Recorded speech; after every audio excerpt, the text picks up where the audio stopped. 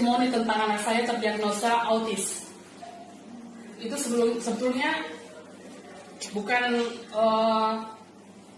saya dari awal juga menolak itu sebetulnya dengan suami. 2 tahun 2 bulan dia terdiagnosa autis dengan dokter yang di sini dengan yang di Medan. Siapa sih ibu yang mau anaknya terdeteksi berkebutuhan khusus? Autis itu sebetulnya dari mana sih datangnya?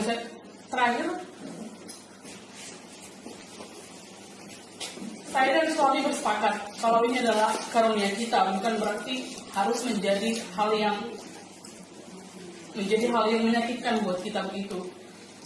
Tapi di awal suami nggak mau untuk terapi yang disarankan dokter seperti itu. Awalnya kita ke dokter itu membawa kenapa sih anak ini terlambat berbicara seperti itu, delay speech. Ternyata bukan hanya delay speech, anak saya terdiagnosa autisme. Autis disorder. Makasih.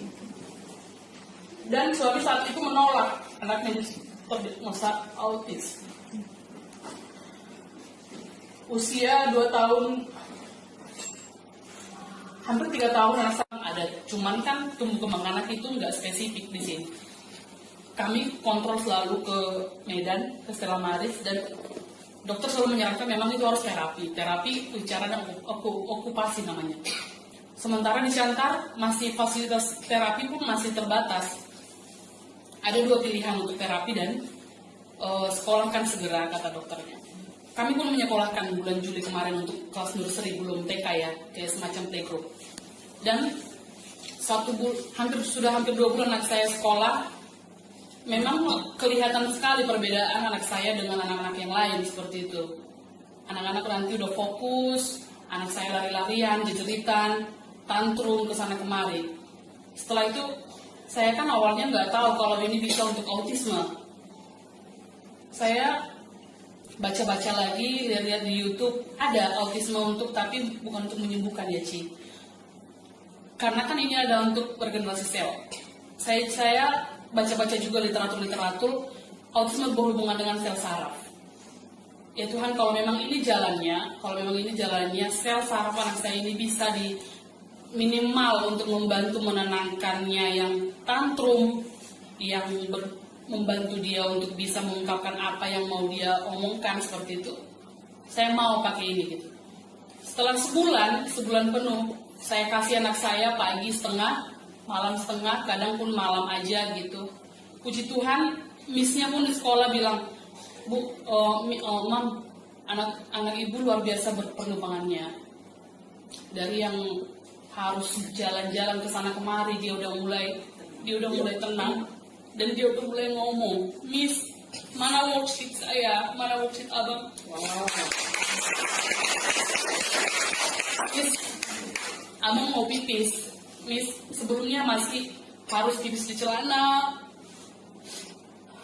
Dan bahkan dulu kami pernah pergi, belum bisa makan nasi keras. Harus yang di blender, harus yang di ini, semua segala macam.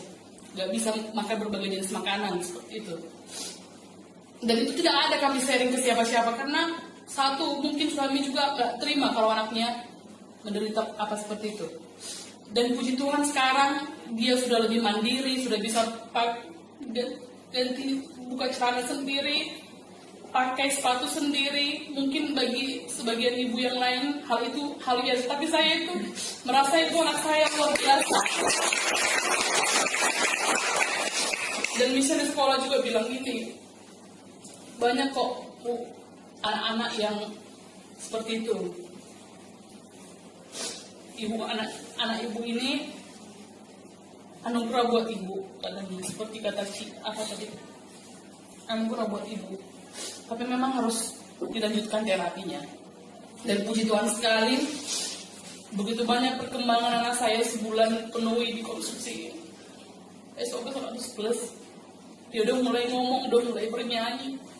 Wow.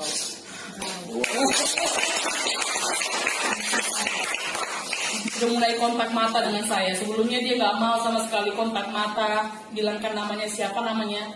belum bisa jawab. Ini puji Tuhan sekali.